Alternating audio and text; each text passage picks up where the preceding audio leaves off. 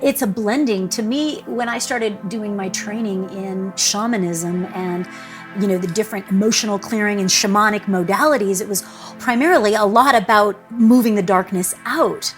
And we just worked on one end of the equation of just moving the darkness out, but didn't put any light in. And like, where's the love? Where's the light? What am I going to put in its place? And the shaman is, let's go in and take a look at that with courage and honesty.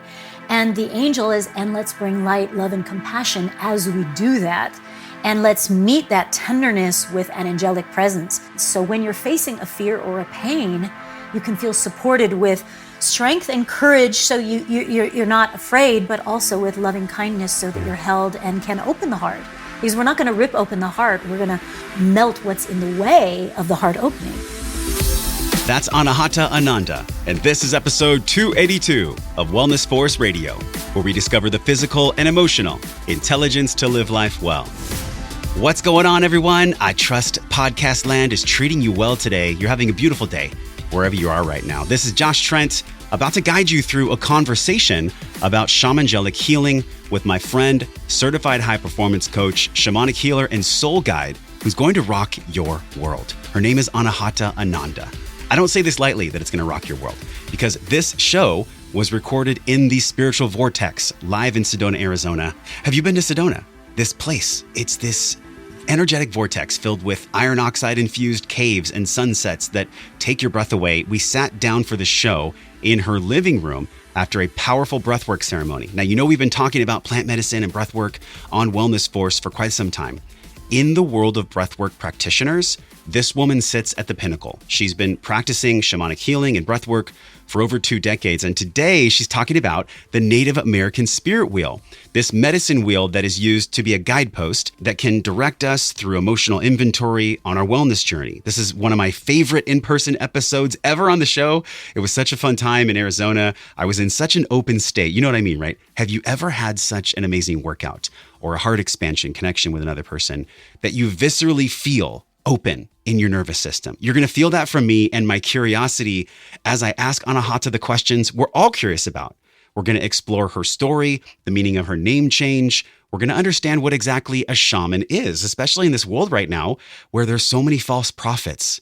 God, who do we actually trust? Well, she's going to give us the guideposts about how you can work with somebody that'll actually help you develop physical and emotional intelligence. We'll drop into the nuances between shamanic practices throughout the world and also explore this hustle mindset, how the constant hustle can be so damaging to our nervous system and our wellness. We also talk about planting seeds, the creative seeds, the seeds of love in our relationships and our careers and abundance, which, let's face it, this is why we're here on the planet, right? We're all working towards this best life. And this metaphor of the Native American spirit wheel is so powerful. I know you're going to enjoy it. And literally, as I talk to you, I'm enjoying my cup of Organifi Gold. It's so warm. I love holding a mug in my hands. I'm recording this later in the evening. This is actually part of my nighttime ritual. It's part of our Wellness Warrior Guide, the M21 Guide. If you haven't downloaded our free guide yet, this is your chance. It's 6 science-backed practices.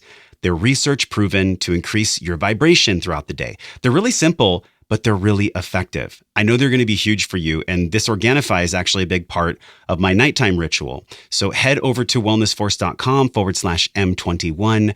Pick up that guide for free. It's my gift to you. I want you to enjoy it. Let me know how it went for you. There's a 7-day guided breathwork practice in there I know you're going to get value from. Now,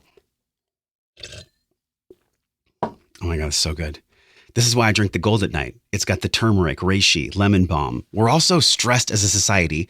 I know that if you're like me at night, this is when I get the creepies, the heebie-jeebies. I feel like I'm out of my skin. If I've had a big day, there's lots of thoughts and monkey mind in my brain. Well, this lemon balm, one of the ingredients in the gold, it's scientifically proven to potentially support more restful sleep. And it helps to downcycle the nervous system. This is why I drink it in the evenings. I know you're going to enjoy this as well. Just head to Organifi.com/wellnessforce. When you go to that link, you can pick up the lemon balm creamy goodness. Actually, I make a golden milk. Have you ever made a golden milk? It is so good. I make it with almond milk. You can get this for 20% off, the biggest discount online anywhere. Organifi.com/wellnessforce. You can share that link with your friends, as many people as you want that wants to make their own golden milk. You know, on Oprah, where she's like, everybody gets a laptop. Everyone in the crowd gets a laptop. Well, this is not a laptop, but this is definitely going to help you sleep better, guaranteed. That's Organifi.com/wellness force for 20% off with the Organifi Gold and everything else. Now, let's get ready. Let's take a deep breath together. Breathing is always there. It is always this beacon for us. Anahata has become my soul sister. She's someone that I deeply trust in the breath work and the healing arts. Let's drop in right now, live and in person in Sedona, Arizona. Oh, I almost forgot. Anahata gave a free gift to Wellness Force. This is really valuable. When you resonate with her voice today, she is going to give a guided animal spirit journey audio, a medicine wheel PDF, and $100 off the Sedona Empowerment and Awakening Weekend this year, or $100 off her Quantum Leap High Performance online coaching. Don't miss these free gifts. Anahata was really generous. Get your free gifts at wellnessforce.com/282. Hello, everyone. It's Josh Trent with Wellness Force, and we are here at Anahata Ananda's house in Sedona, Arizona. How are you feeling today? So amazing. Epic rainbow this morning, beautiful sun gazing and yoga and exercise on the deck. A great way to start the day. It has been truly remarkable, and I say that to really highlight the word remarkable, to be here in your home. Yeah. And so much of what we explore on this show is the physical and the emotional. Yeah. And I feel like I'm sitting with the perfect person to explore this with. I was so curious, and I've been wanting to ask you this ever since I met you. So we'll start with this. Your name, it means love, and it also means happiness. Yes. Did you choose that? How did your soul choose your name? Oh, thank you for asking that. Yeah. So Anahata is a spiritual name. When I was going through my kind of dark night of the soul and is exploring all kinds of different modalities, and one of those was meditation and kind of awakening and enlightenment. And so I was in this deep training and presence with some of my teachers. And, it was time for me to receive my spiritual name. What year was that when you received the name? Oh, gosh. 2004. A while back. 2004. Maybe? Yeah, something like that.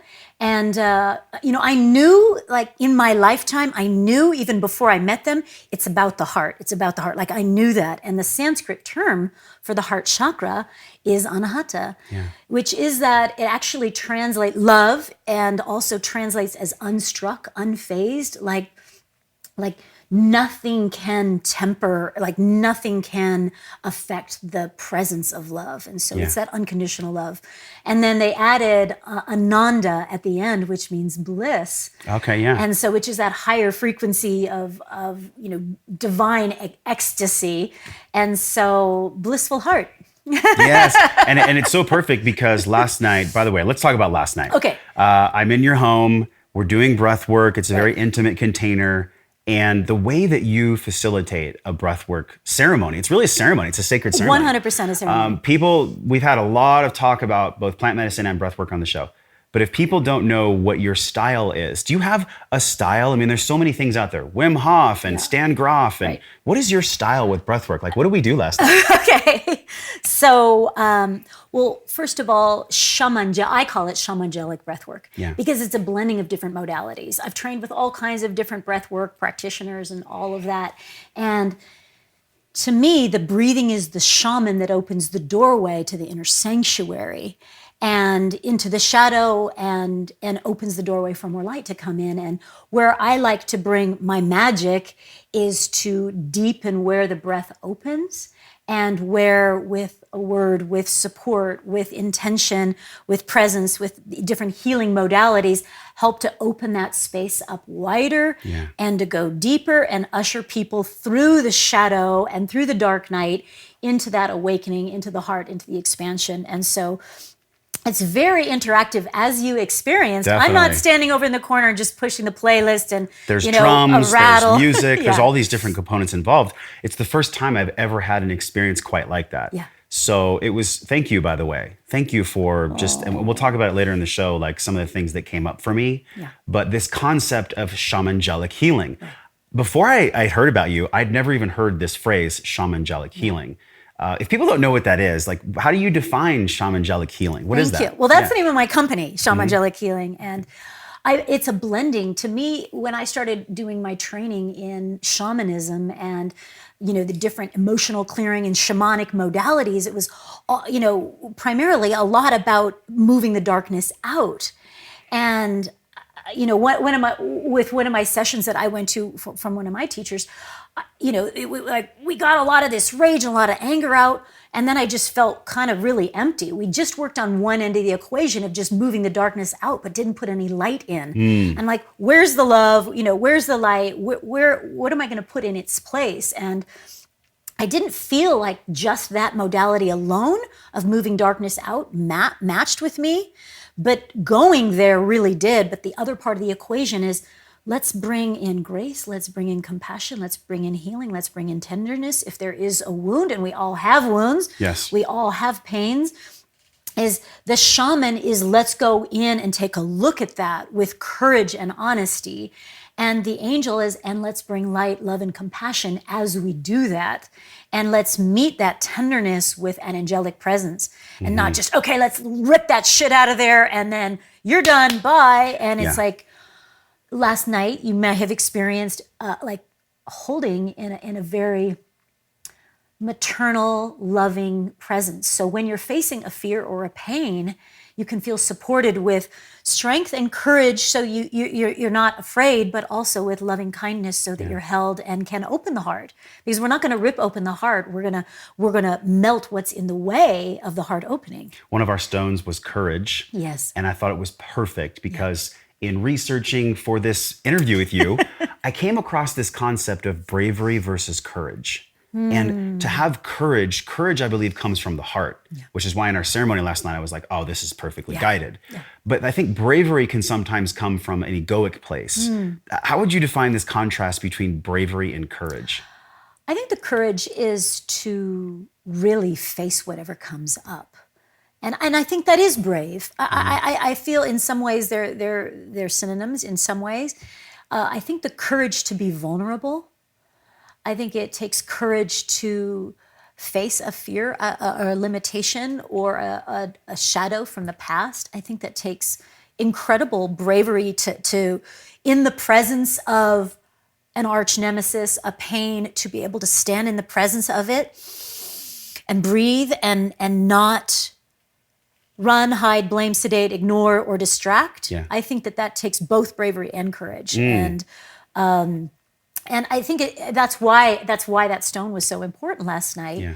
And there was also love on the altar. And so I like to have the juxtaposition of the feminine and masculine in the same space, so that it takes courage to be tender. Yes, it does. It takes courage to open your heart or feel a pain. I love the way that you filled the room with this divine motherly energy. And let's face it, like grandmothers, mothers, they have a unique power compared to the masculine. And one thing that I felt from you ever since I got here is people don't mess around with you. You've been doing this for 20 years. Men and women both come to see you. So it's not like women are just here. Oh, all walks of life. I have professional athletes. I have executives from New York City. I have billionaires. I have truck drivers from Alabama. Oh, wow. And women from all walks of life, all ages, from teenagers. I do rites of passage and baptisms and weddings and marital dissolutions and people that are dealing with different cancers. People say, well, what's your target audience? And I go, you know what? People that are ready to heal and awaken. That's it. There's a common thread, I feel like, with men and women that come see you, and they're going through some sort of a massive transition. Yeah, they're approaching, maybe they're getting close to a threshold, they're going through it, or they're in a space where they don't know what the hell's going on. Yes, that is definitely, people come if there's a diagnosis, they come if there's a divorce, they come if there's some chaos in their physical body, maybe they're having challenges with their career, depression, but people also come because they know that there's another aspect of their potential that has yet been untapped. Yeah. And so there's this whole range of people that might be coming for deep core healing, all the way to people are like, okay, let me tap my fullest potential and awaken my consciousness and let me step into really my authentic power. So I love that full range because it's delicious for me at every step. I love this. It's like you create almost in a way a bigger emotional bandwidth for people to feel the truth of what's already there. Right. And just meet them where they are, because they might be in addiction, they might be in diagnosis, they might be trapped in a codependent relationship with either a substance or a person or a belief. And I'm like, yeah, let's dismantle that and get down to what's real. Yeah, and you have the context for this because you have not been like this linear, perfectly guided path. 20 years ago, you said in a video on your YouTube channel, I was a mom, I had 2 babies, I was going through massive transition, I was letting go of a marriage. Like, can you just take us emotionally? We don't have to go into the details of the story, but can you take us emotionally to where that was for you 20 years ago, before this deep work that you've done for 2 decades? Like, where were you then? Yeah, that was my dark night for sure. That was a big one for me. And I was in overwhelm. I'm a very, very happy mother of twins, and they're phenomenal and amazing. And like many families that have little ones, overwhelmed with the challenges of navigating, especially in nuclear families, because we're not necessarily living in communities anymore. We don't have auntie, uncle, grandmother, 12-year-old to kind of help with, take caregiving, and I 2 at a time. And my husband at the time was, working full time. And so it would just, with 2 at a time, kind of overwhelmed physically, emotionally, and energetically, and didn't feel completely supported in the process. So my physical health was failing. I wasn't having the time to, take care of myself. And the challenges of that brought challenges in our relationships, because neither my husband and I at the time had great communication tools going into our relationship. I think most of us weren't necessarily modeled conscious communication. True. And so when overwhelm and challenge happens, we don't always have the tools to navigate it. So blame, sedation, projections, emotional, chaos happens, and emotional eating and sedating all kind of tends to be the standard way of dealing with overwhelm. And like, I just got to the point where I'm like, this cannot be it. And my health, I got a diagnosis of like a challenge with my thyroid at that time. And I was like, I'm not speaking my truth, because that's all here about the throat. I'm not feeling supported. I'm not feeling heard. Like, I need help. And everything in my body, emotionally, physically, and relationship was just melting down. When you were in that space, did you feel like you couldn't speak your truth? I was speaking my truth, but nobody was listening. I was shamed for asking for help. It was like, well, just, hey, you know what? Deal with it.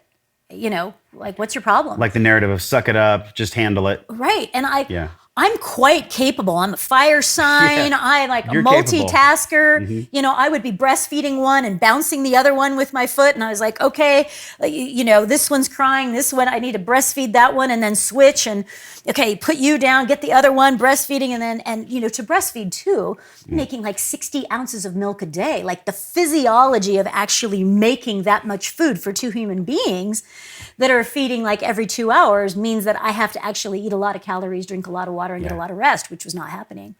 Do you remember what it was like to be at that moment where you're like, okay, everything's going to change now? Yeah. There's an inflection point, and everything goes from hot to cold. In our bodies, it's sodium and potassium pump. Was there a moment that you knew that you wanted to change? Like, it was instantaneous. There were some challenges in the marriage where I was like, okay, something needs to change, and this was one of the pieces for me. I started yoga. I started cleaning up my diet. I went through what I call a marital liberation, and really just and getting the help that I needed. I'm like, I will find it other ways. So I got really creative and really the self-preserving primal energy kicked in, because I'm like, my kids need me to show up even more than I am, because my love and devotion for them was so deep that I was like, okay, I need to turn things around, and it just propelled me into my own healing journey.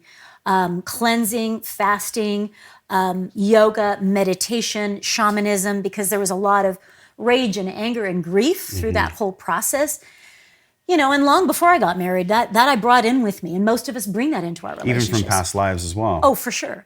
Yeah. And definitely from my childhood, some things that needed to shift. And so I knew that traditional counseling wasn't personally going to work for me, because we had tried that in our relationship, and I was like, We were talking about the teeniest little tip of the iceberg, and There was almost like there was a fear to go deeper with the other side. no, I was ready to go deeper. Like let's talk about what's under the water, the iceberg, like the whole iceberg. And in the counseling session, it was just, okay, well, let's address this. Can you ask nicely to have the trash taken out? And I was like, yeah, okay, that's not really the issue here. Like, This isn't about the trash. Right. Yes, I get that. I could ask more nicely, had to have the taste right. Like, I get that. But so for me, I dove into shamanic healing as a way to kind of purge the deeper pain and anger and darkness that had never been transmuted before. The power of this too is like not everyone's called to do what you do. I think it's a fraction of 1% of the population. The shaman word, the word shaman,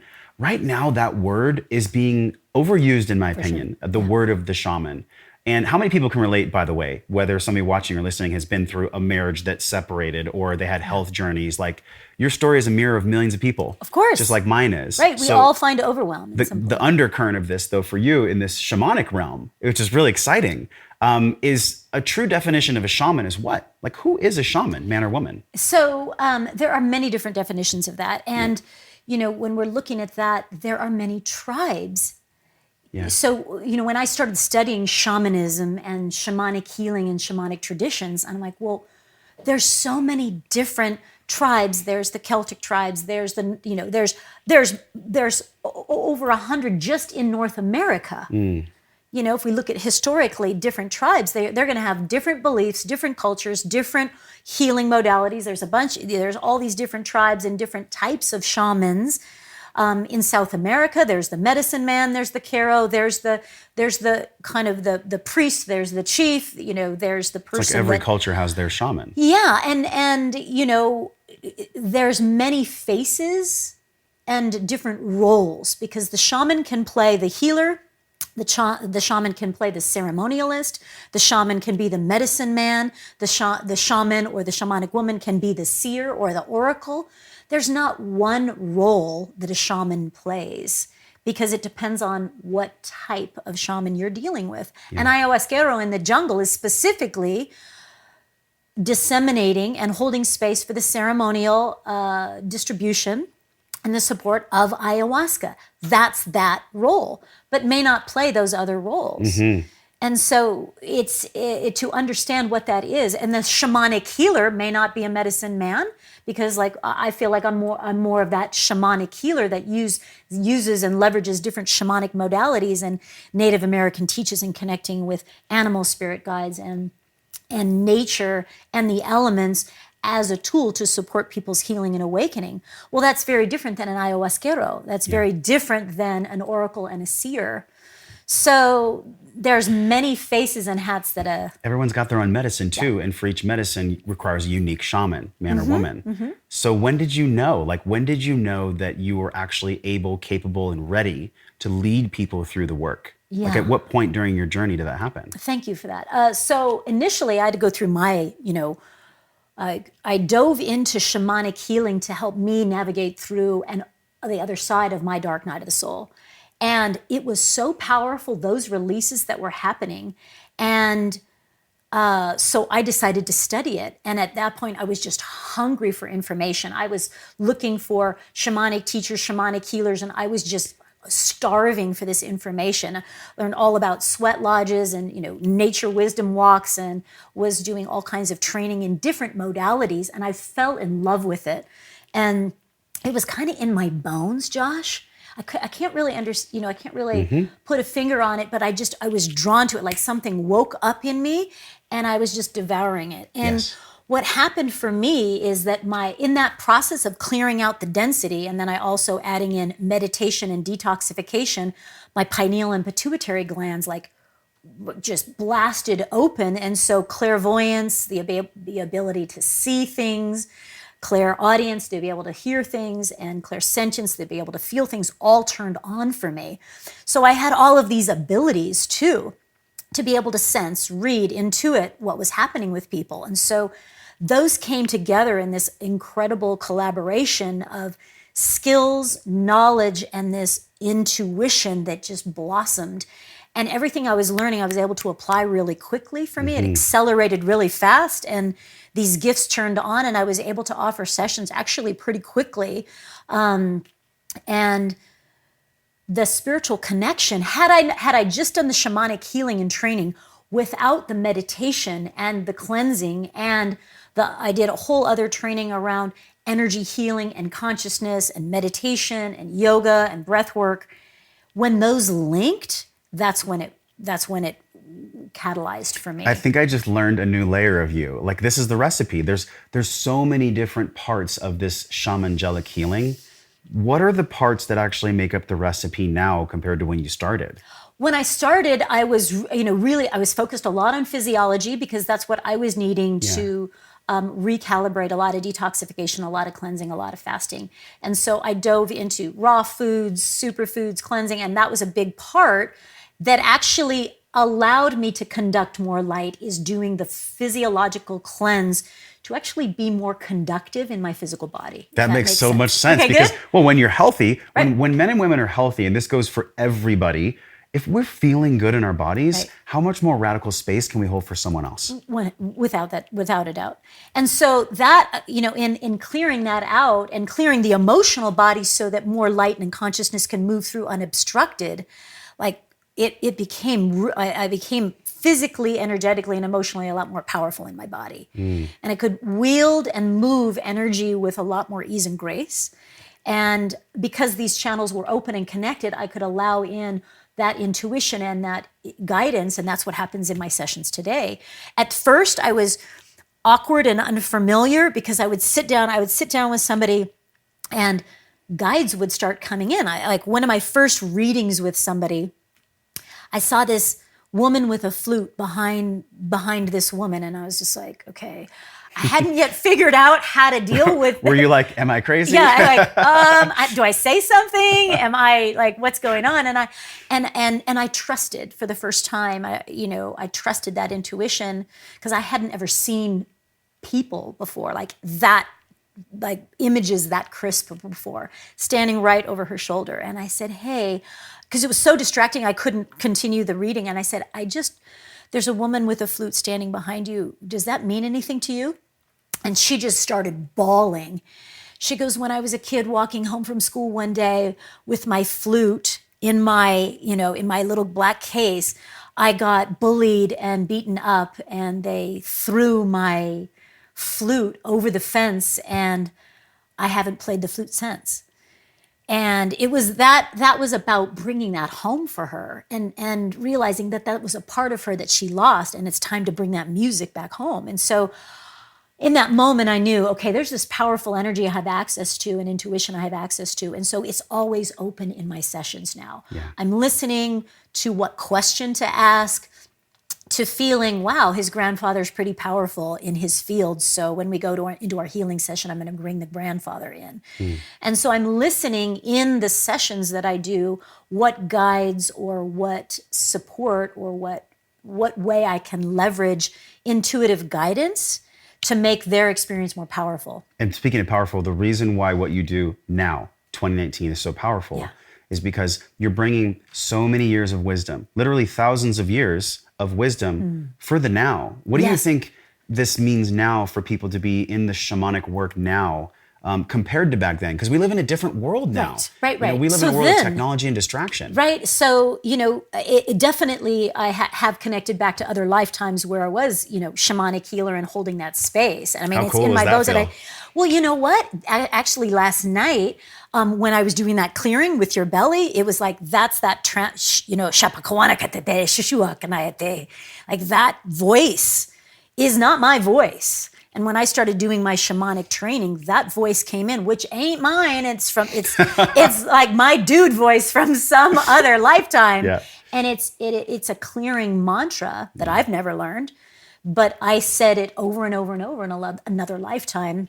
And I've been back to that lifetime to understand that. And so I also have that knowledge from all of those experiences and all of that training and that knowledge. Your work is more received now than ever. I mean, look at the pendulum swinging when we look at psychedelic adoption, different modes of alternative health and therapy, shamanic work. Yeah. Everything that you represent and all the energy that you bring to people, I think is more ready to be received now than ever before. Well, a lot of our dis-ease is coming from a disconnection from our natural rhythms and disconnection from Mother Earth, and having our elemental balance, not in harmony, and a disconnection from grounding and gratitude. And these are all practices that are more Native American or shamanic in nature. And so I think, then it was about survival. Like, are we going to get through the winter? Are we going to find food? Yes. Is there enough from the hunt to feed everybody? How are we going to move people from here to there? Like, it was very different. Today, it's not about survival. It's about finding who we are, because we've lost that, reconnecting to what's important, calming the nervous system, and really coming back to our own authenticity. And so the medicine man or the medicine woman today is learning how to adapt those ancient teachings to modern day issues. I have chronic fatigue. I'm a mother with this many kids. I'm working. I'm working and I have this ailment. How do I deal with all of this stress and anxiety and adrenal fatigue? And so we have different issues. And so my shamanic training initially was remembering all of those old teachings. And then it's been this journey of 2 decades of research about what is the human condition, what is the wound, what is the fissure in the psyche and in the energy body and the physiology that the medicine needs to go now. Yeah. And so I love, bringing it to, so I call myself like a more and more of a modern day shamaness, because it's bringing the old wisdom, the ancient wisdom, and blending it with like some very practical things for modern day expansion. Before I ever came to your house, I obviously looked at your website, and on your website, there was this quote that I read, and I have felt that quote so profoundly in this day and a half I spent with you. And the quote is, "It's my soul's mission to profoundly impact the masses with core healing and spiritual awakening." When you wrote that, when you created that, do you still feel the same now? Has that changed in any way, or is that your North Star? 100%. In that place where I was stuck and didn't have support in a community or in a tribe or in a family that knew how to support me through that process, I had to piecemeal it together. I'm like, I don't want people to go through that. Yeah. I want people to have the tools and resources of somebody that understands what they're going through, whether it's a diagnosis, a divorce, whether it's just, I want to be the best version of me. I want to connect to my divine guidance. And to dissolve the layers and the fissures of what aren't me, and bring my, come home to who I truly am. Like, that lights me up.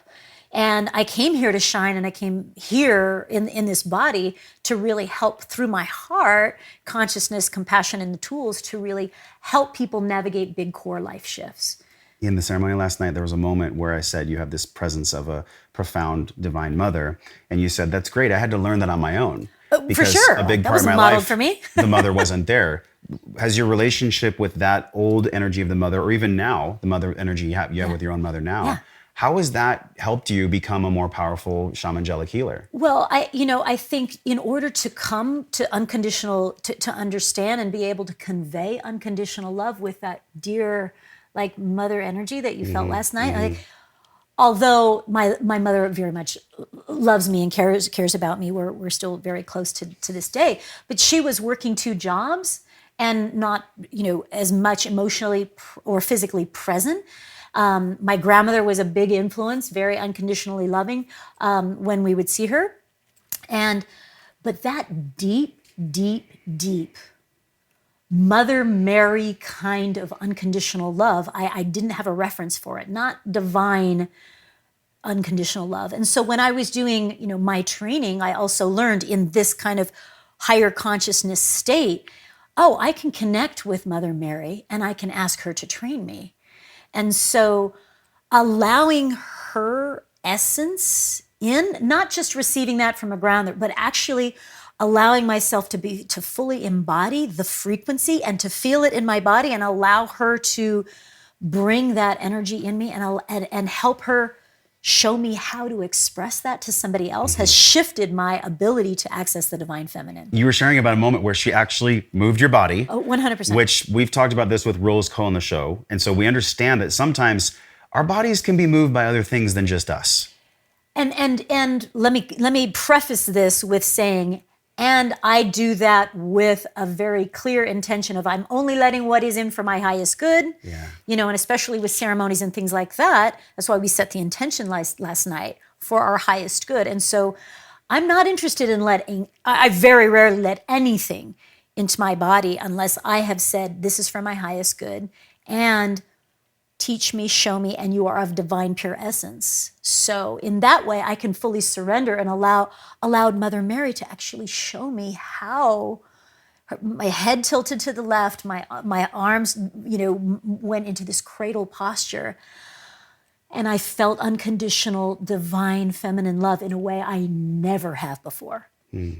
Ever. I haven't been felt like that. I felt my grandmother, my mother loved me, but I never felt held like that, with total presence, without agenda, with total compassion, with just grace. And so now I can transmit that.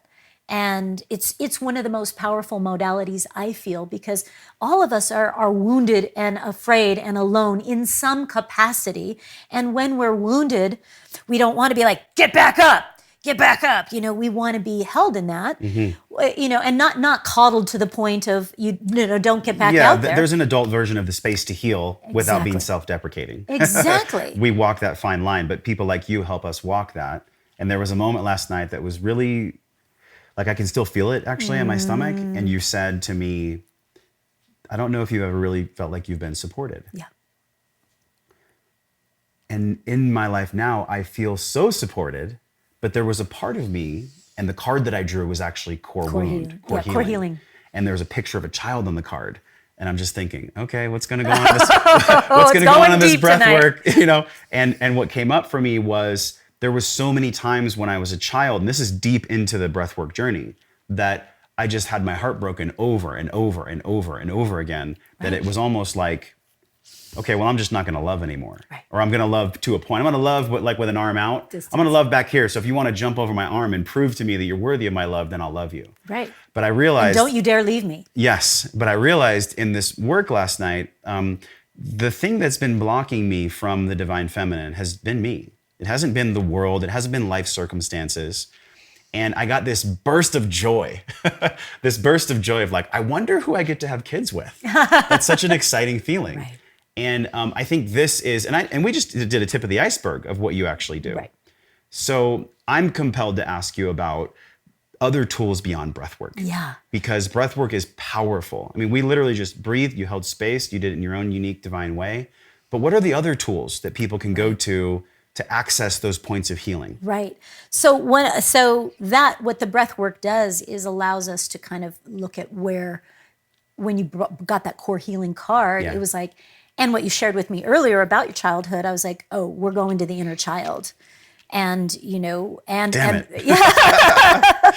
like, this is this ability to just go like with laser precision right into that spot of like, we're going there to where you haven't feel supported, where you felt abandoned and not feeling safe, and that wounded child, because that really is the divine feminine awakening in you to be able to hold that space for yourself, whether there's a woman in your life or not. Whether your mother is there, or father is there, or whether a buddy leaves or comes or goes, that you're able to bring the divine feminine awake inside of you to hold your inner child when you need to, so that you can have grace, you can have nurturing, you can have that support, and you're not relying on an outside source always to be showing that for you. Yeah. So the other things that I do, like a Shamangelic healing journey is one of my signature sessions, and we sit in these exact chairs and have a raw, revealing conversation about what's up, what's going on, the story, the challenges, the emotions, and I get to, while that sharing is happening, I get to read what's happening in the chakra energy centers of the body, where energy is leaking, where there's codependency, where there's a story, where there's emotion, where there's fear, And I'm just here listening, holding space, inquiring, having this beautiful sharing in the first part of that experience. And then the second part, we go into the healing room. And you've been into my healing space. Oh, it's wonderful. Right. So Yes. this is like sweet little womb cave. And in that journey, there's emotional clearing. There may be a guide that comes in. I'm not ever in charge, never. No journey has ever, in almost 2 decades, ever been the same, ever. It's always uniquely tailored with divine guidance to, and based on what was uncovered in the session, to guide a journey to help move out the density and bring in the light with whatever is happening. You know, with somebody with cancer or some kind of ailment, we'll go into that space in the body and talk to it, address it, understand it, love it, release it. And, with somebody else that has had a physical or a sexual abuse, then we'll go into that and kind of release, clear, heal it, and see it from a bigger perspective. So I like the one-on-one work there.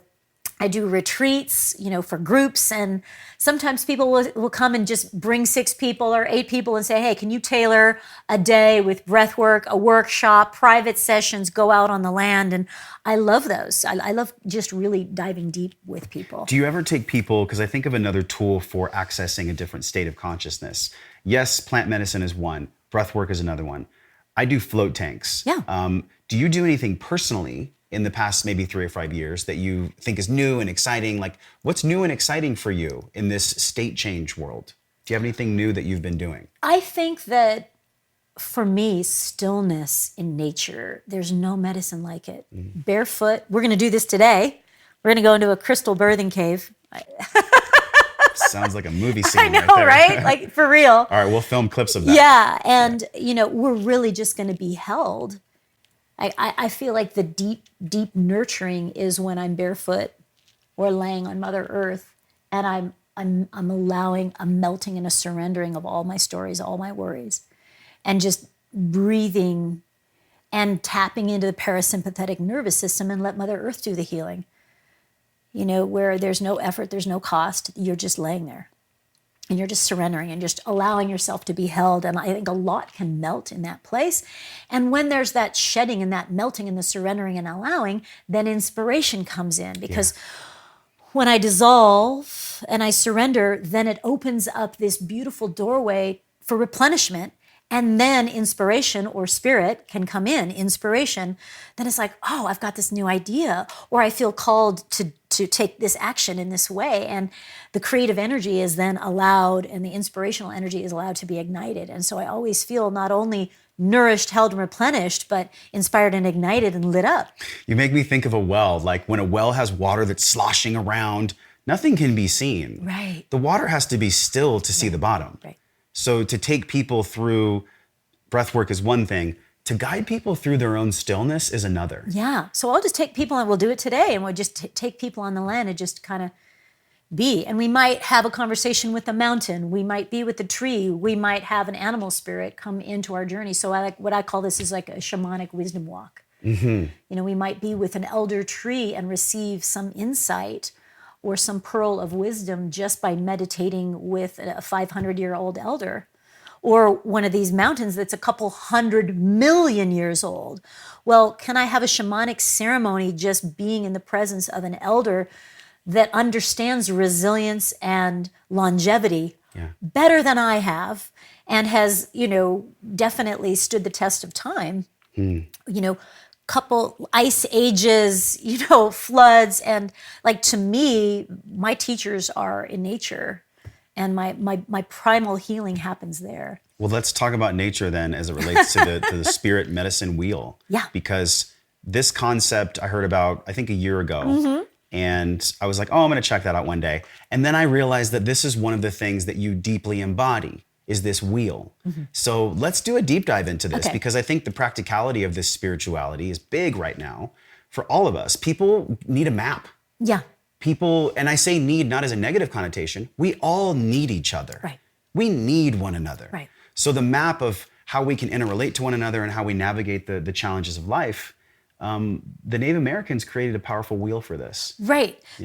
So in my healing practice, there's a couple different maps or diagnostic tools that I'll use, and one of them is the chakra centers of all of the different chakras centers of the body, and being able to tell what's out of balance. So that's one way, one map where we can say, oh, this is out of balance, this is blocked, this is open. Okay, if people understand the map, then they can go to the specific energy that needs the imbalance or realignment. Then there's the feminine and masculine balance, the left and right sides of the body, the yin yang and the feminine masculine, and learning how to balance those. And the other one that I love to use or leverage is the medicine wheel. And there is no one medicine wheel. If you Google medicine wheel you'll see there's all of these different diagrams with different colors and different things in each direction. It's basically a big compass, Josh, with north, south, east, and west. And what different tribes would use that for is they would put different things in the different directions. So there's no one. When I started studying shamanism, I'm like, well, can we all agree? And that's like trying to get people to agree on the one name of God, or spirit or like creator or Buddha or Allah. Is like, can we all just get together and have a summit and just pick one word?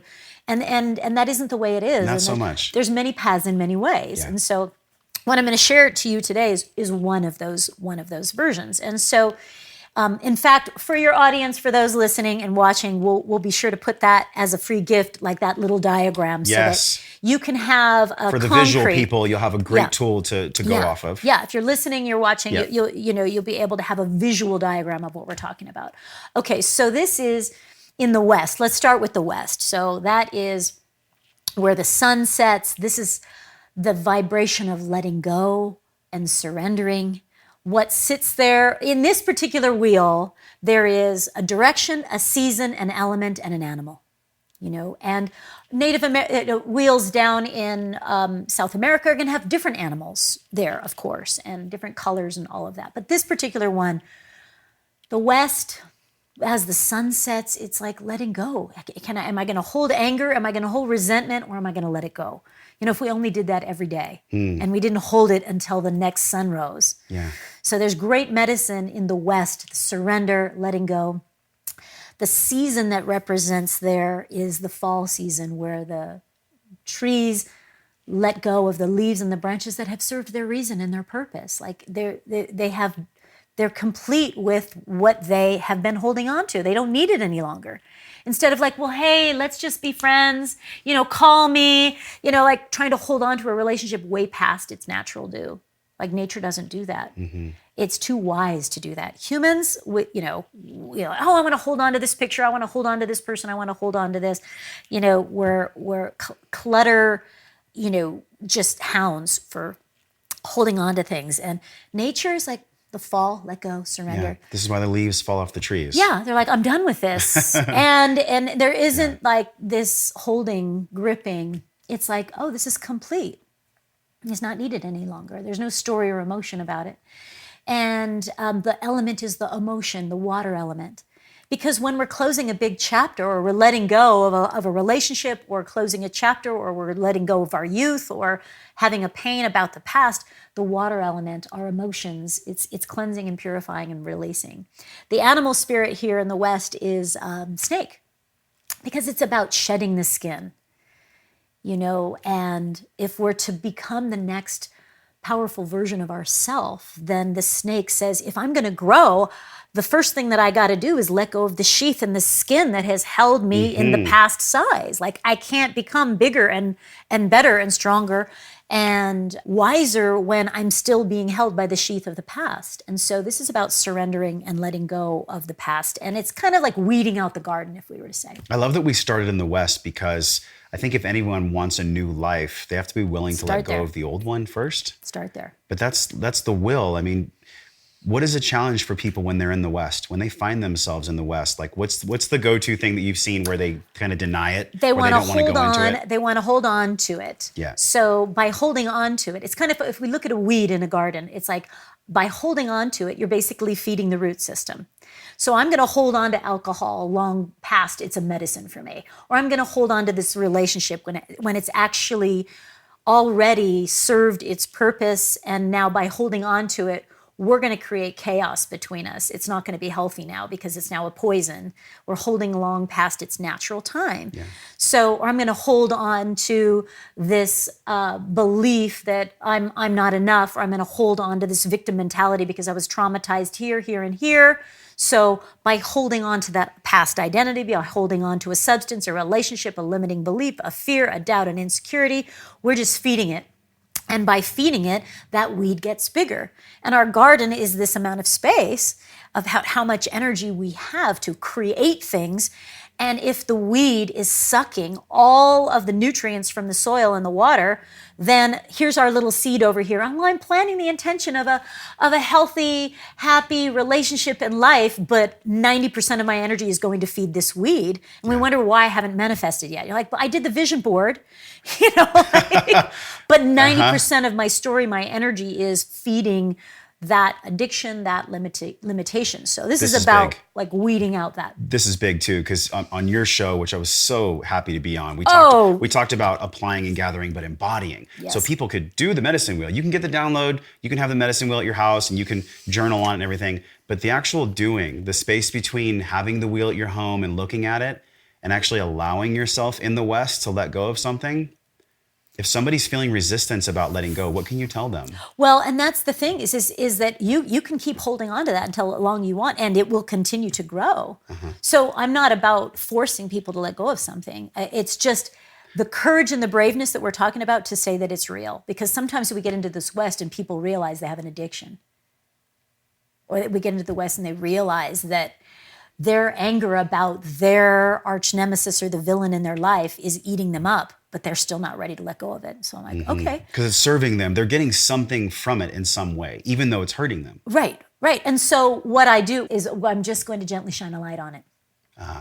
So that's where I get to be this balance of the truth teller and holding space. And then we go into the north, right? Right. Which so is it's perfect because so this is like literally, you got to see what's there, because a lot of times, I don't want to look at that. I want to deal with that. Yes. But so we weed the garden in the West so that we're coming to the north, which is about connecting to divine guidance, to great spirit, higher perspective, our spiritual counsel. It's the air element, breathing, prana, life force. It's the winter season of hibernation and coming in. It's the bear. And the bear can dig through 8 feet of snow for a frozen berry, or it can be like, maybe if I take a nap and let everything... I'm in winter right now. I'm in winter. Yeah, This is what I feel about me. Right? And it's Yeah. like honoring that, because then otherwise, if the bear could dig through that 8 feet of snow for a frozen berry and waste all of that energy for a little thing, and realizing there's wisdom to napping, there's wisdom to rest and replenishment. And in today's modern society, the winter season, the north element is highly judged and criticized. You're lazy, or you're not getting things done, you're not productive. And the thing is, it's highly productive to sit in this space of higher consciousness. This is where we meditate. This is where inspiration, we let spirit in. This is where we receive divine guidance, healing, replenishment. It's also the eagle, where we can see a higher perspective of things. It gives us, oh, that's why that happened. So if we empty the garden in the West, in the North, we're like fertilizing the soil. We're amending the soil. We're getting inspiration about what seed am I meant to plant? Because we can go over to the East and start planting seeds without doing those other two things. And we realize, why am I not getting the abundance? Because I'm planting the wrong seed, or it's not the right time to plant it. Yeah. Or I'm planting the seed that I planted last year, but it's not the divine seed that I meant to plant this season. One thing you mentioned too is this is where we draw on our spirit counsel. Yep. So this is not just about stillness and breath. It's about listening and being still enough to listen. Right. Cultivating that skill set of being still. Right. Which is easier said than done, I believe. How do you cultivate that for yourself now? Well, I have to empty the emotional body, because if I sit still and I haven't done that, that's what I hear. Yeah. So if I haven't gone over to the West, and if I'm still feeling anger or resentment or grief, and I haven't moved that out, when I go to sit still, those waves come up. And so that's why it's so important to do the West work. For me, breathing initially, like Kapalabhati, breath of fire, and yoga to kind of get the spine all juicy so that when I sit, my physical body isn't pulling me out of that stillness. And for me, that breath of fire, clearing the brain first, and a deep inhale, hold like we did last night, to kind of flood the brain with prana, oxygen, blood flow, kind of actually clears the brain so that I can drop into a deeper stillness much quicker. Yeah. So I really enjoy just that quiet. This is beautiful because the contrast of myself, and I know people can relate to this, in the winter, if we're acting like it's summer, if we're acting like it's spring, we're actually going against kind of our divine guidance to be still, to take in. I mean, look at all the cultures across the world. This is where people would be still. Right. This is where they would have all the food they've stored from harvesting it in the summer. Right. But as a society, we're kind of going against this right now. We're kind of in perpetual spring and summer. Yeah, exactly. I mean, culturally, go, do. And so that's why we have an epidemic of adrenal fatigue and immune system disorders, all kinds of digestion problems and emotional mental disorders, because the cortisol levels of being go all the time and being awake till 2 a.m. is actually not within our body's capacity to navigate that much energy. We're able to do that in short bursts, and birth something, but then just like a tree, we need to release the leaves and replenish so that we can birth again. And so we're going to have diminishing returns if we're expecting go, do. And no plant is consistently flowering and fruiting. No plant does that. Yeah. And so in the north, we get to have this balance of the bear that goes into the den and rests and replenishes, and then comes out to the eagle and say, oh, let's look at the different possibilities of where I can go next. Let me get divine inspiration from my higher self so that I am inspired when I go forward. Yeah. I've cleared out the fear, doubts, insecurities, and everything from the West. Now I'm inspired, and I might plant a whole new seed instead of just planting what I planted last season. I was reading online, the Lakota, they described it as the medicine wheel is a tool for modern day balance and acts like a mirror that reflects back your humanity. Yes. Which I think is a profound statement, that the wheel that we're talking about is a guidepost. Yes. It's a map of some sorts. Right, for our we soul. Look at it like this. If we're looking at a wheel, if we're over here in the east, go all the time, then our wheel can't move with balance. So, and if we're afraid to go over there to the west and surrender and let go, and it's just like, well, I don't go there, or I'm too busy to be in the north, then I'm leaning on the fire element and go all the time to create balance in my life, and it just won't. Even if it's something that you love, it will have diminishing returns if you're always going there. A medicine, and this is really juicy here, a medicine is what leaves you more whole. And so that's what they would call a medicine wheel, or a medicine experience, is something that leaves you more whole. If it's not, then it's a poison. And the dose of being, even in your passionate place, all the time without rest can become a poison. The healthiest relationship, if you're there all the time and not having downtime, can become a poison. It loses its luster. Exactly. It's not exciting. There's no novelty. The novelty's gone. Right. So this wheel, if people get stuck, the wheel turns into a square. They find themselves in a cul-de-sac of pain. Exactly. Yeah, and we're all, and our wheel moves around. One text and our wheel can go like this, right? And so if we tend to, which is normal for all of us, to kind of gravitate toward a certain part of the wheel and hang out there and avoid other parts that we're less familiar, or we don't know how, or we're uncomfortable with. So if one of my clients is, one of many clients is, ADHD, and it's like bouncing off the walls all over the place. And he's like, look, I was avoiding like the plague meditation. And he's like, look, he had to learn and stretch and expand himself to actually learn how to get into the north and enjoy it. And for him, it's such powerful medicine because it counters all of his fire and it replenishes all of that wonderful, delicious fire and his energy, because now he's got the inspiration that's coming from the north. I love that you said medicine is truly something that makes us feel whole. Yes. So that's the beacon. That's the beacon. That's the barometer of truth. Yeah. If anyone's medicine is making them feel less whole, it's the wrong medicine. Right. Or it's just too much of a good thing. Wrong dose, wrong time. So, because, you could sit in the north and just be in meditation all the time and never take action. Yes. So you can be in any places of the wheel and not and not be in a healthy balance with it because you're avoiding the other times. Yeah. And there's times to be in the spring and birthing something, and there's times to be healing and releasing something. When my kids went away to college, it was like, okay, like this is a big chapter that's closing here. Let me grieve this a little. I'm excited about what's ahead, but I also need to close this 18-year chapter of being their mom and serving in this capacity. It's not a weed in my garden, but I am closing a chapter and I'm letting go of the past. They're not a little boy and a little girl anymore. They're spreading their wings. They're moving out.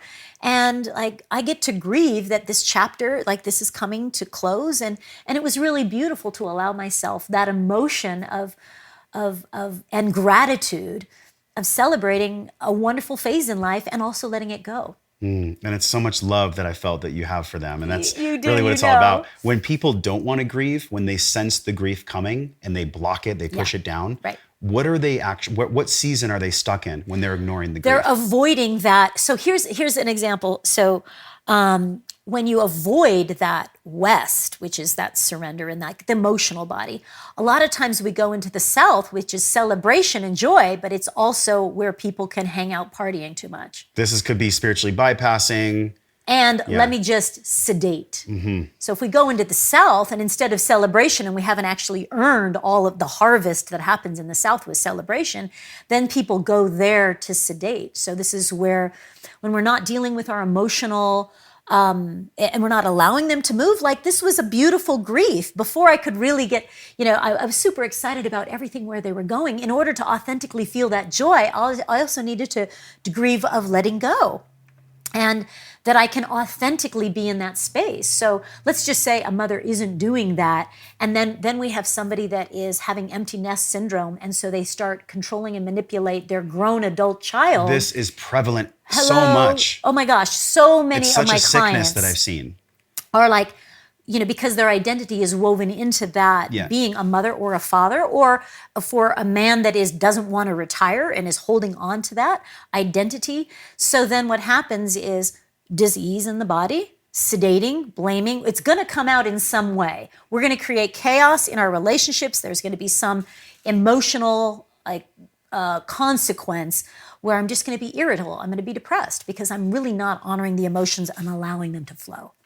Let's talk about the East, because in the East, I love this about fire. Yes. The fire element in the East, which lately in my life, I've been feeling like there's been a lot of heat in my body. There's been a lot of heat in my existence, constantly doing. When people find themselves in this fire element in the East, what's really going on there? So this is the natural part. So the rising sun is new beginnings. Hey, let's start this day. Let's bring some light. Let's bring some energy. Let's create something. And the fire element brings life. It brings warmth. It brings light. And this is part of our solar plexus. That is what has birthed your podcast. I want to shine. I want to support other people shining. I'm the same way. I want to shine my light, and I want to support that person shining their light. And our sun, solar plexus means sun. So this is that fire element where we tend to lead from. And that is a beautiful thing when it's in check, because that is what births the seeds out of the soil. The sun is what tells those dormant seeds, hey, it's warm enough to wake up. There's enough warmth. There's enough light. There's enough nourishment from the sun. I think it's so fascinating that the seeds have a sensory temperature mechanism where they could, are you kidding me? Exactly. We live in this playground. Right. Where are we? Right. And that So we have fascinating. that inside of us too, of I want to birth something. And there's, we'll have this excitement where we want to birth something. And if fear, doubt, I'm not going to be, I might fail. What will people think about me? Then we put clouds over our sun ourselves. Right. And so this fire element, the spring, new beginnings, this is the mariposa, the butterfly, where we come out of the cocoon and we're spreading our wings. This is about flight. This is life force. This is blossoms. This is springtime. And, that's why so many people like the spring. I was just going to say, I think this is why I enjoy kind of running hot, because I like the feeling of being in the spring. Right. And we were both born in the spring. That's true. That's true. Yes. We're spring babies. We like that. Yeah. So you in May, me in April. And so we like I'm in that. April too. Yeah. Oh, you're April. April Right? 29th, yeah. You're April. So we're both April babies. And so this is like, people love that new beginnings. And so this is that when we're in that too much, we can burn out. And when we're afraid of birthing something, then we can stagnate. And it's the same kind of things happening when we're not letting our light shine, when we're not finding our authentic path. Well, depression, anxiety, and sedation are going to be the natural consequences, 100%. You're like, well, I'm an attorney because everybody in my family is an attorneys, and they're actually really at a core level have a totally different soul path. And so no wonder they're depressed and, drinking and, on medication, because they're actually trying to force their soul to be in planting a seed, a nourishing seed that actually isn't theirs, somebody else's. This just hit me. This wheel is a massive emotional inventory. It's truly like checking in, what's going on Compass. for real, way down there. If somebody's stuck in this mode, what's one way they can get out of it? If they're stuck in that fire, if they're stuck in that season. So then I would go over to the West to be like, what needs to be released? Because the fear of letting go of this job, the fear may be what's keeping them from actually happiness. The fear of, well, my wife might leave me because if I can't keep her in this lifestyle because I actually follow my passion, my mission, then, I'm not going to be good enough. It's and not she's meant to gonna be leave me. anyways. Right. And so Yeah. I would go into that place with them in the West. It's like, let's embrace what is holding that back. Let's go and look at the weeds there in the West. And let's kind of feel where there is a higher divine calling. And they may not be ready for that. And usually people that land here in my living room or that I'm doing counseling work with are ready. Yeah. And so I'm going to meet them in that readiness. It's like, all right, let's go for it. Let's talk about that right there, because sometimes in our society, there can be an element of shaming people if they're not ready. I'm not interested in that. And I know you're not, but in our society, that narrative, how do we meet that with love? How do we meet that narrative of shame with the words and power of love? Right, because I'm going to, so in that place, I'm going to be really present. I'm going to have this very delicate dance of being the truth teller and honest and courageously state the obvious that they maybe not be seeing or relate, so there's an addiction with alcohol, right? Just to let's state the obvious. Just shine a little light on it. Yeah. Yeah. You know that. And so that we can just be on the same page of actually knowing it. Because sometimes we don't know it. It's back here in our unconsciousness. And so I'm going to bring that, okay, now we can't unknow it. We know that that this relationship is unhealthy or this job is killing you. You know that, right? And, just to be able to meet the emotional reality that comes with that of just acknowledging that. And you might be the first person that has the courage to just shine that light in that moment. One of my clients that was dancing with breast cancer recovery, and she, came back a second time. And so in a session, and I was like, that if you don't have clear boundaries with your relatives and prioritize self-care, you won't be here, right? That truth, because she wasn't really acknowledging that if I don't set a clear boundary with everybody that's literally sucking my life force with all their drama and chaos, and if I don't prioritize self-care, I will not be here any longer. It's that real. And she goes, nobody. She goes, I've been through counselors for decades, my doctors, my therapists, no one ever laid it down for me that way, and said, if you don't learn how to set clear boundaries, you actually won't be here for those family members any longer, or your children or your husband or all of those people. Let's just be straight with that, because when the cancer comes back next time, it's taking you out. And here's something that people might think would be dark, but I think it's an element of life worth exploring. When someone chooses to not be ready, that's okay. It's so okay, It's okay, honey. if maybe somebody wants to leave and they're done with this life. Right. That's okay. And you know what? I've actually helped a number of people transition that are, for whatever reason, maybe their cancer it can go this way or that way, and it's time. Their exit plan, it's arrived, and so I've helped many people through that process, just meeting them where they are.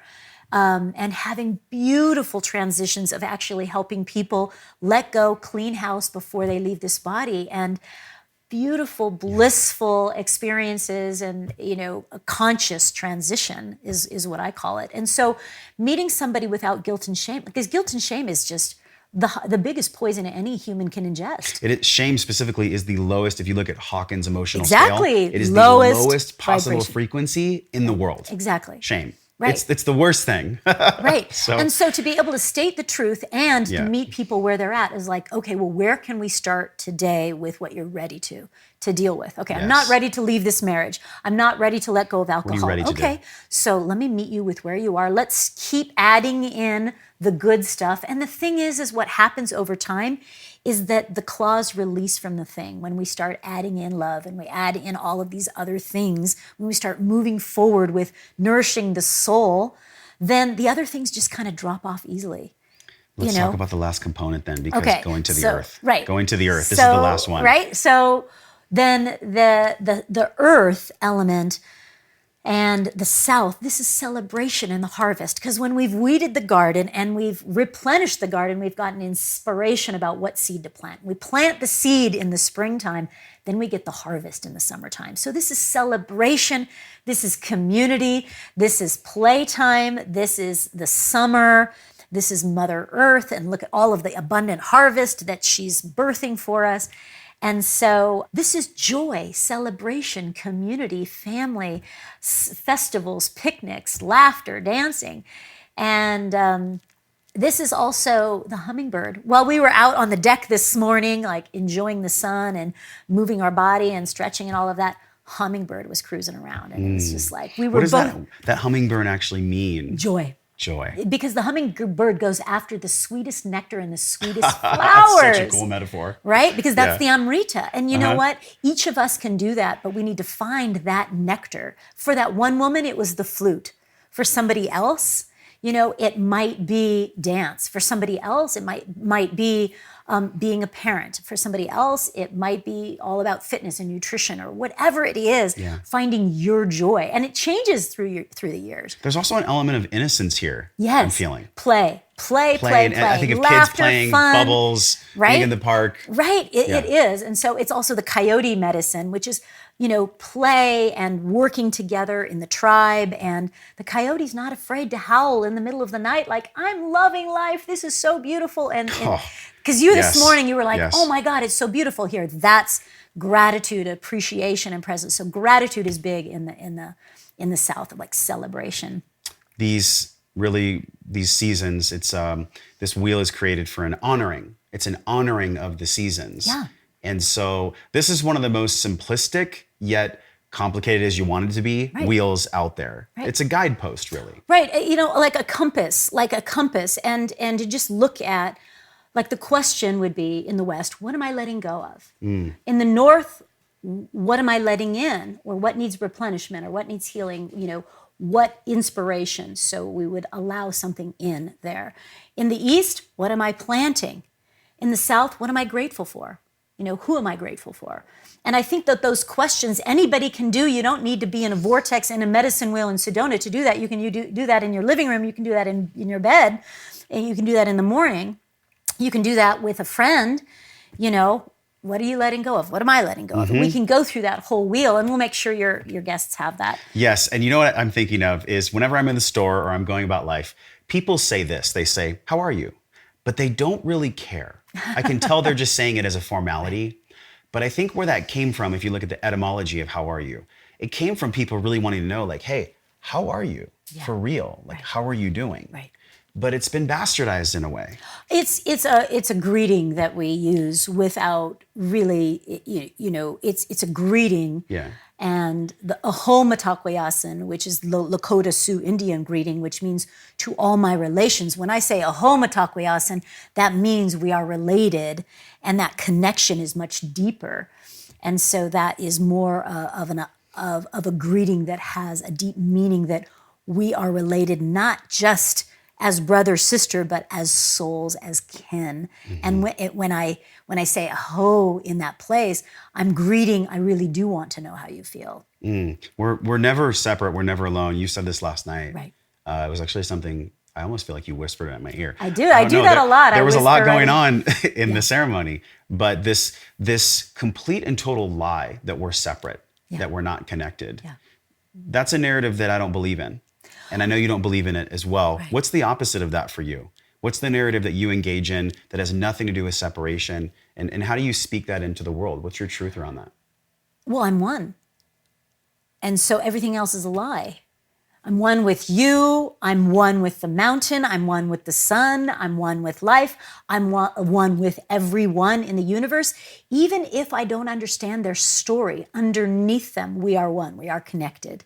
And so that really helps with shifting the perspective when you look at the villain in your life as the one that you're connected to. Because, you know, a lot of times in the healing work with somebody that has had a trauma, let's just say it's been a physical or you know, a sexual abuse or something. Is this the like villain? that. When you said villain, Yeah, what villain. did you mean by that? Yeah, your perpetrator, your arch nemesis, the one in your life that has wounded you, that person, you know, or people, you know, that has wronged you, that has stabbed you in the back, that hurt you, that left you, that wounded you, that said something or did something physically, emotional, energetically that didn't leave you more whole, let's just say, right?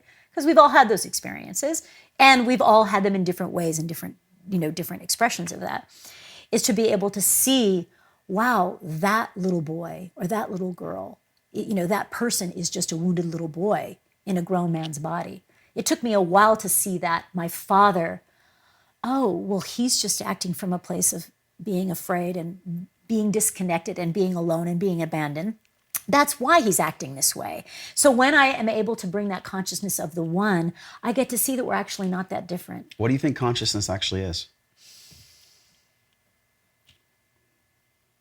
Being in that place of knowing that we are divine light. To being conscious and awake and aware that I'm not separate from that. I'm in this human body, but I am a spiritual, expanded, unlimited potential being. We're in a meat suit with a meat radio receiver. Exactly. And I'm in a human body having human limitations, and yet I also know that I can override that and that there's unlimited access of joy, bliss, consciousness, and love, that I'm on the tap, I have the tap, I have the gas pedal, I open the doors, I have the key, nobody else holds that. And so consciousness is, I believe, the awareness of that you are the gatekeeper, you are the holder, and you're the creator of your reality. Where does the soul play into consciousness? Because I could almost see that the soul and consciousness could be misconstrued in a way.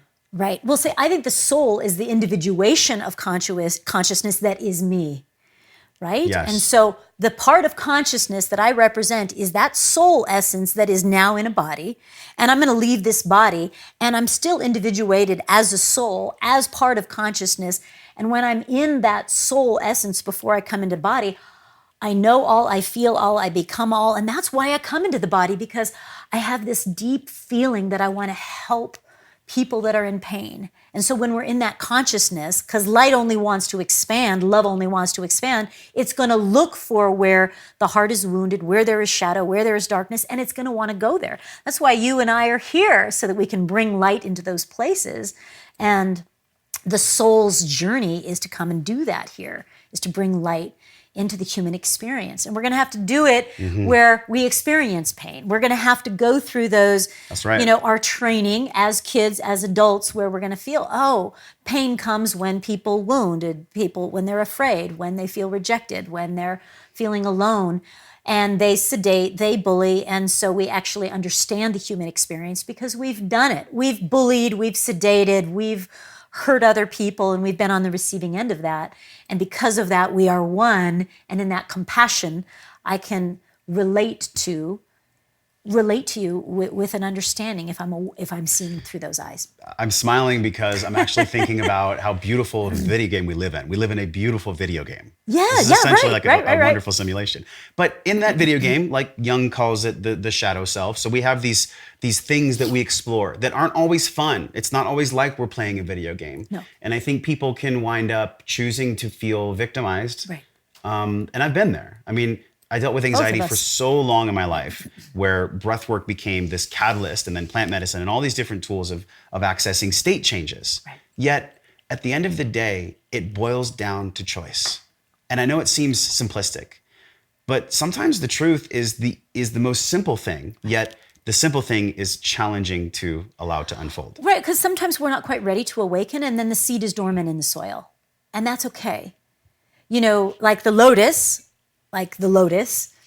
it starts as a seed in the mud. Yeah.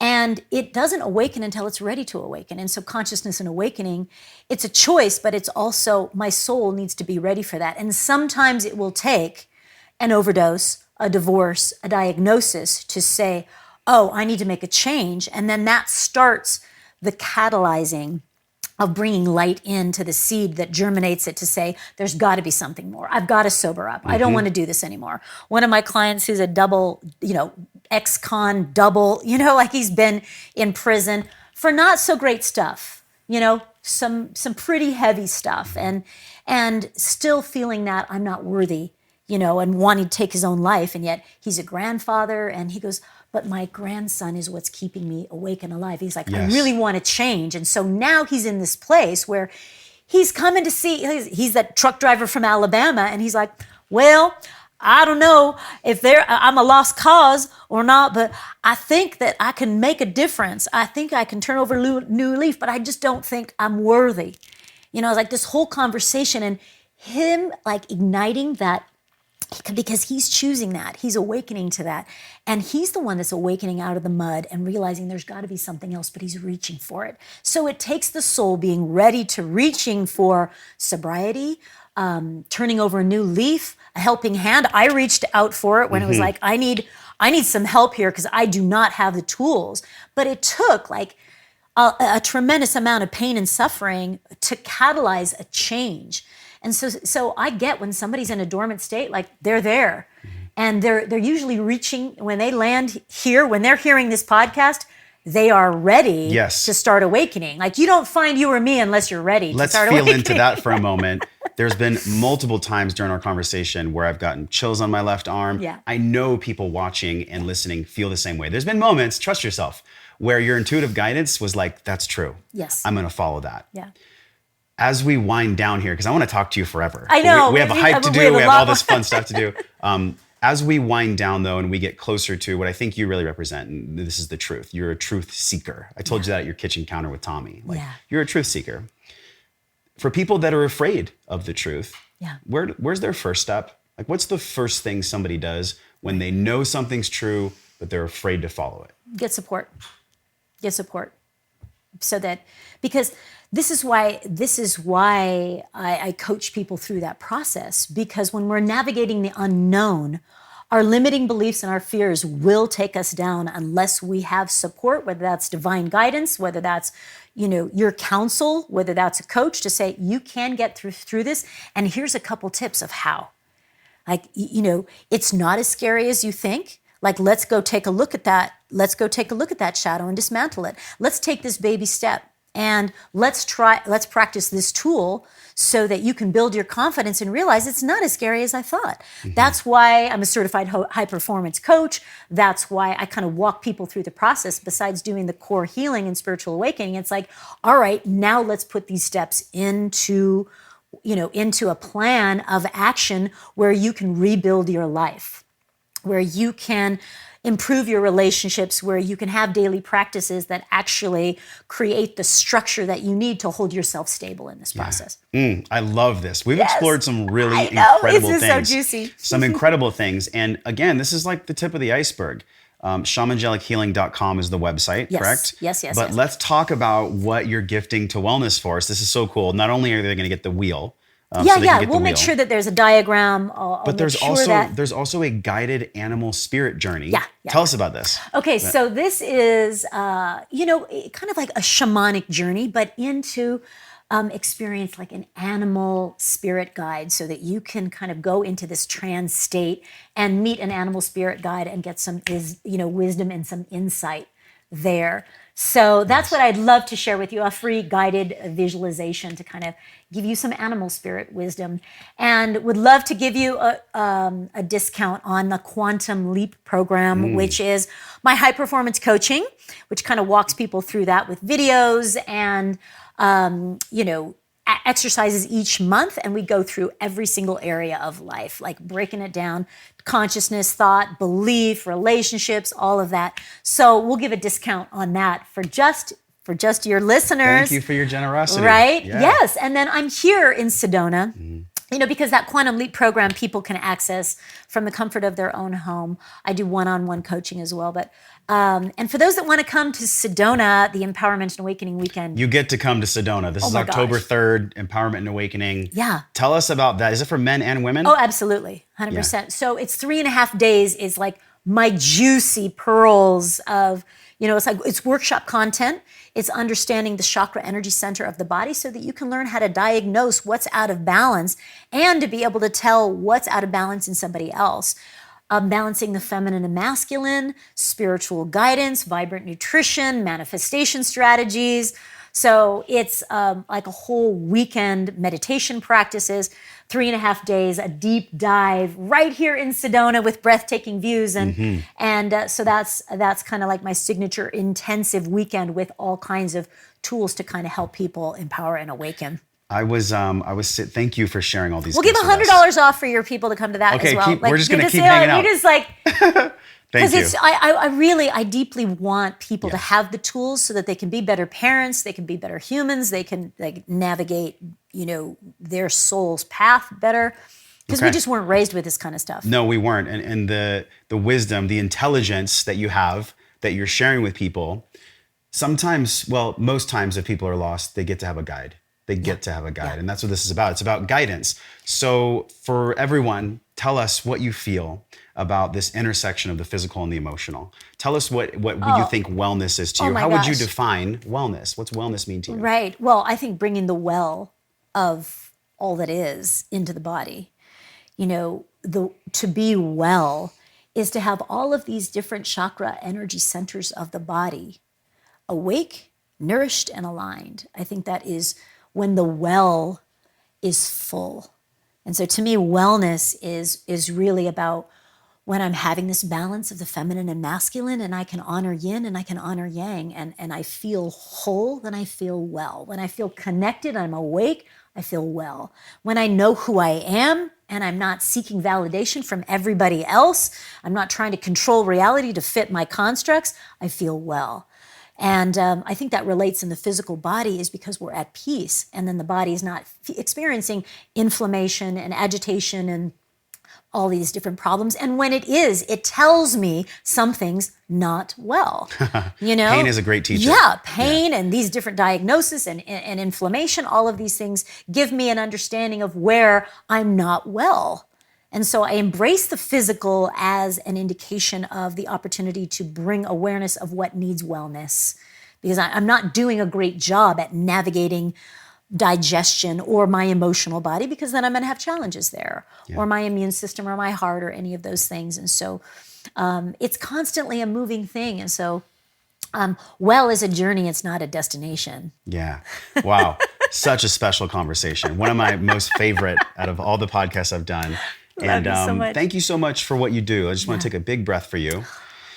And thank you, because your work is so powerful right now. This is what the world gets to have. It's what the world also needs. So shamangelichealing.com. Everything's going to be listed in the Wellness Force page as well. And we're talking about Anahata so much more in the Wellness Force group. It's wellnessforce.com/group. Thank you so much. Right. And you know what? Thanks for being on my podcast as right. well. Because there's sessions here, and there's also amazing, inspiring conversations like with fabulous, wizards like you in all walks of life. So I love that we've swapped podcasts. I can't wait. Thank you, brother, for what you're doing, for being a way shower in the field of wellness. And I love this emotional intelligence and physical intelligence, and you are really doing wonderful things. So thank you for everything that you're doing. I received that. It feels good to receive that from you. Okay, we're signing off from Sedona. Yes. And until we see you again, we're both wishing you love and wellness. Thank you for tuning in. We love you and appreciate you. Bye. Hey, my friend, thank you for hanging out and growing with me today. Everything you learned, on this podcast starts with your morning practices. So from over 200 world-class guests and counting, we've distilled the gems, the best of the best science-backed practices down into a 21-minute morning system guaranteed to increase the positive flow in your day. Get this free and powerful 21-minute life-changing system over at wellnessforce.com/M21. If you enjoyed this episode, tap your phone, share it with someone you care about, because that is how we all get better together. Supporting the show is easy. Leave us a 5-star review right now from your phone. It helps us reach other smart and conscious people like you. Either tap your phone and hit the link in purple that says review this podcast, or go to wellnessforce.com/review. And this show doesn't stop here. We're continuing the discovering process in our private Facebook group. You can be a part of it. All you have to do is go to wellnessforce.com/group, and I'll welcome you at the door. Okay, now you get to go out into your world and live your life well. So until I see you again real soon, I'm wishing you love and wellness